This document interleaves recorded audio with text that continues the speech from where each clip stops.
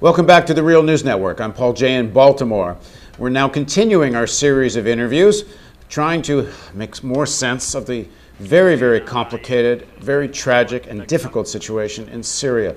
So now joining us again to continue our discussion is Sami Ramadani. He's a senior lecturer in sociology at London Metropolitan University. He was a political refugee from Saddam's regime in Iraq. He contributes regularly to The Guardian, and he joins us now from London. Thanks for joining us, Sami. You're welcome. So let's pick up more or less where we left off. If you haven't watched part one, I suggest you do, because we're going to just pick up the conversation. We left off talking about the forces for militarization of the opposition, and that there was a split there. There was a large section of the opposition forces in Syria that did not want to militarize, that wanted something more akin to what we saw perhaps in Egypt, mass but relatively nonviolent struggle. You said that the first violent repression came from the Syrian regime, but then there were some snipers appeared shooting at the Syrian army with a clear intent to try to notch up the level of conflict and militarize it. Do we have any idea who those snipers were and who was behind them? Obviously, this is very, very difficult to establish.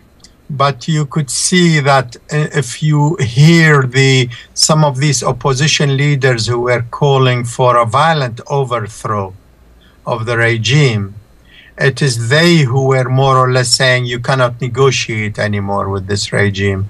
We should overthrow it.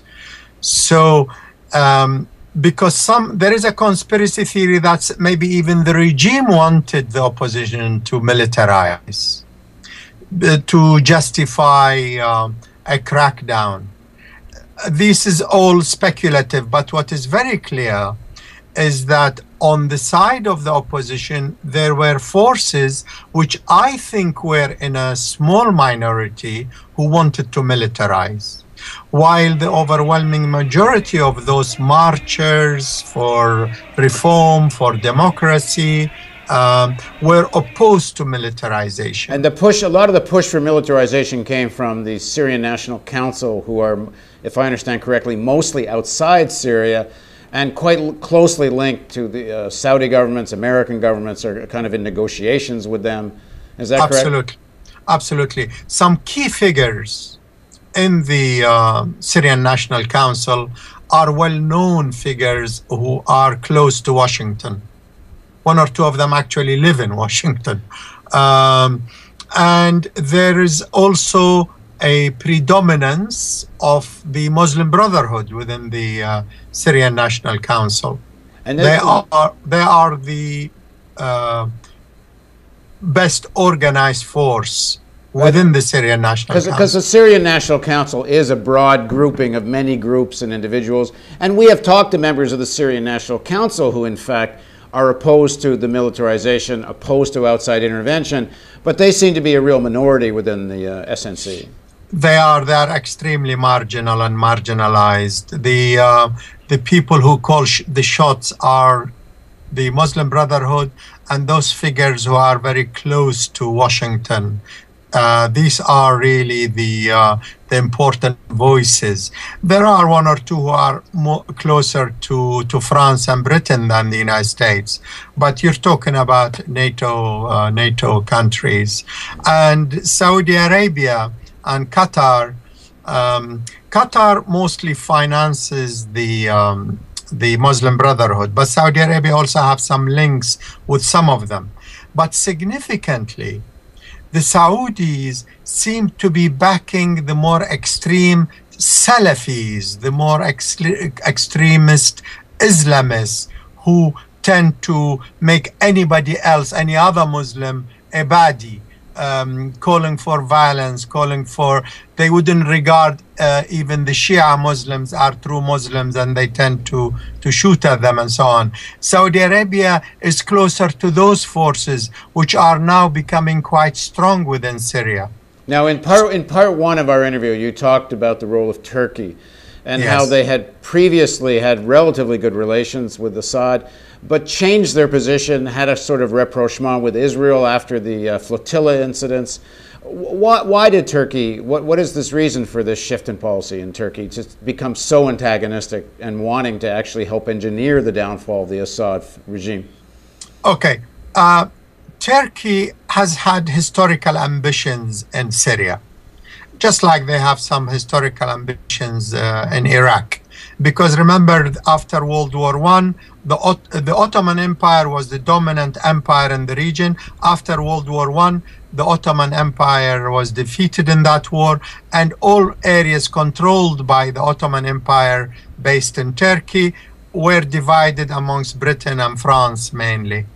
Now, Turkey became extremely angry at that settlement, and forces within Turkey still are determined to regain lost influence in Syria and Iraq, both territorially and politically.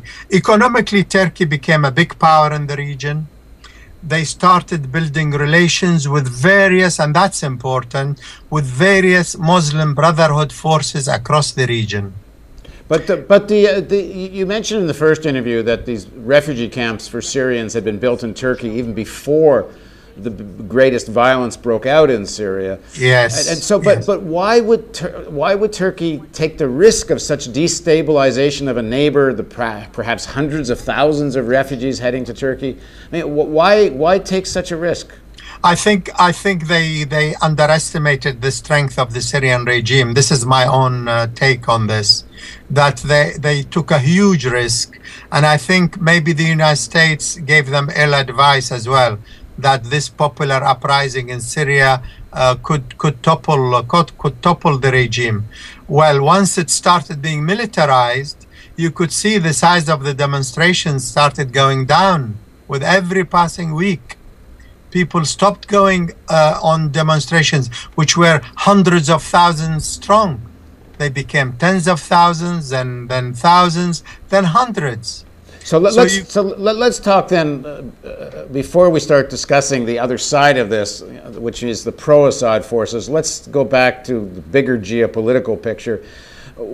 Why do the Americans consider the Syrian regime worth all of this destabilization of the area and the potential consequences of all this? I mean, I've heard top American military leaders interviewed on television, and they seem genuinely concerned that, you know, we don't know where all this leads. You have no idea who winds up in power in Syria. You don't know the repercussions on the neighboring countries.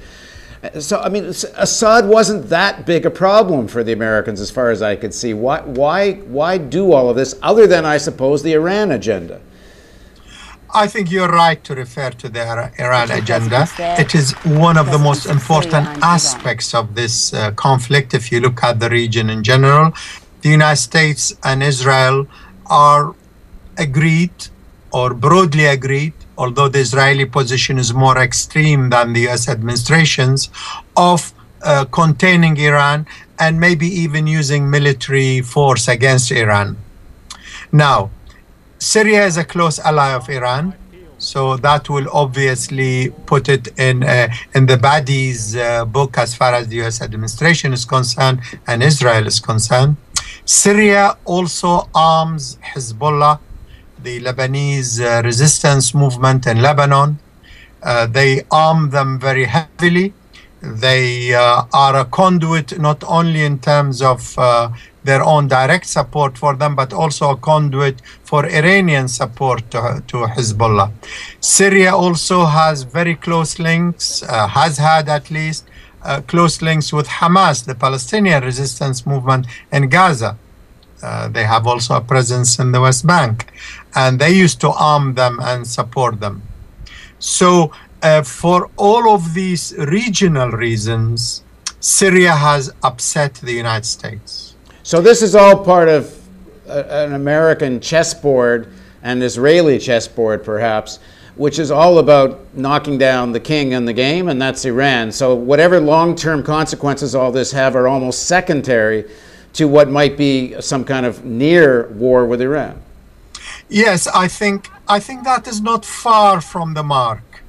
Although obviously the conflict in Syria could lead to numerous unintended consequences because of the mosaic, social, religious, ethnic mosaic of Syria.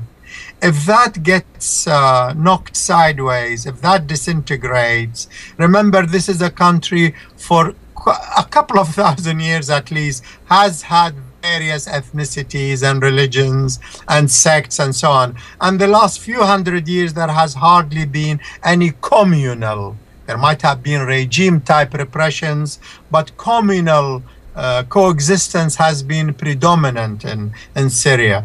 So if that Pandora's box gets opened, this could spread easily into Lebanon. Lebanon and Syria are almost one country, socially, politically, and so on. There is so many interconnections that are almost one society. Right. There will be a knock-on effect on Iraq, enormous knock-on effect on Iraq.